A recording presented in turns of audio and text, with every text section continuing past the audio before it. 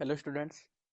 एक बच्चे का कमेंट आया है एक्सरसाइज 1.1 का क्वेश्चन नंबर फर्स्ट का जो सेकंड पार्ट है उसकी बात कर रहा है। कह रहा है कि सर ये पीछे बुक में संक्रामक दे रखा है और आपके हिसाब से संक्रामक नहीं होना चाहिए, या यूट्यूब पे उन्होंने देखा होगा क्लासों में तो दिखेगा। उसके पीछे हम बात करते हैं लॉजिक क्या है। देखिएगा, अगर हम x के मान यहाँ रखते हैं तो 4 से कम रखना है, मतलब 1,2,3।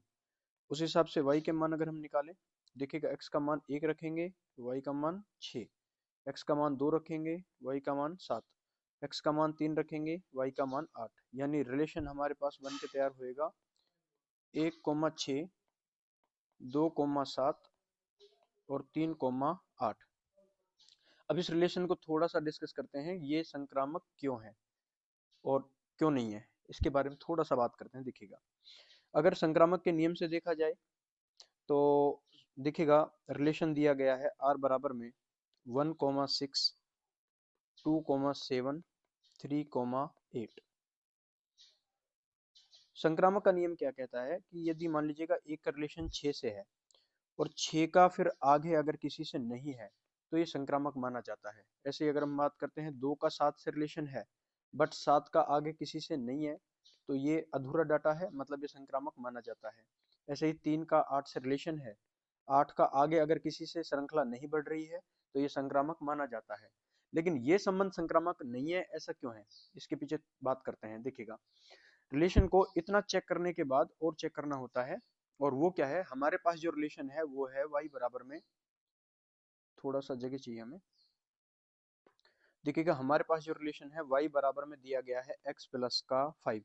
तो रिलेशन को चेक करना पड़ता है कि वो संक्रामक बनने लायक है क्या, थोड़ा सा इसको डिस्कस करना पड़ता है। देखिए कैसे, माना आप इसी को ले लो 1,6 को, आपके पास रिलेशन है 1,6। इसका मतलब ये हुआ कि एक का रिलेशन 6 से है, और अगर हम 6 का आगे बनाना चाहें किसी से तो देखिएगा क्या बनेगा। इसका मतलब x का मान हम रखेंगे 6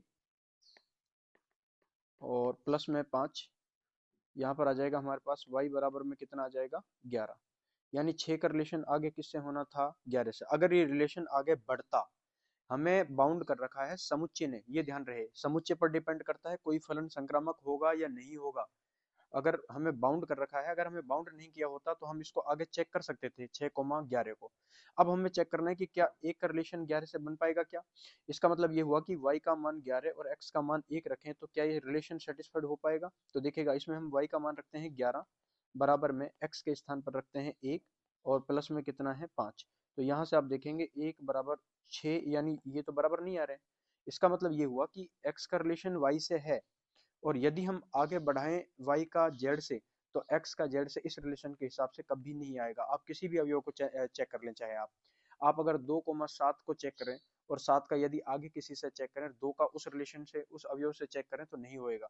ऐसे ही अगर 3 की श्रृंखला को आगे हम बढ़ाएं तो ये संक्रामक नहीं होगा, क्योंकि ये रिलेशन ही संक्रामक नहीं है। ये ध्यान दें आप, यहाँ पर ये रिलेशन, इसमें हम दिमाग लगाने के बाद ये भी दिमाग लगाना है कि कहीं ऐसा तो नहीं हमारा जो संबंध है वो रिलेशन ही हमारा संक्रामक नहीं हो। तो कहने का मतलब ये है कि ये संक्रामक नहीं होगा।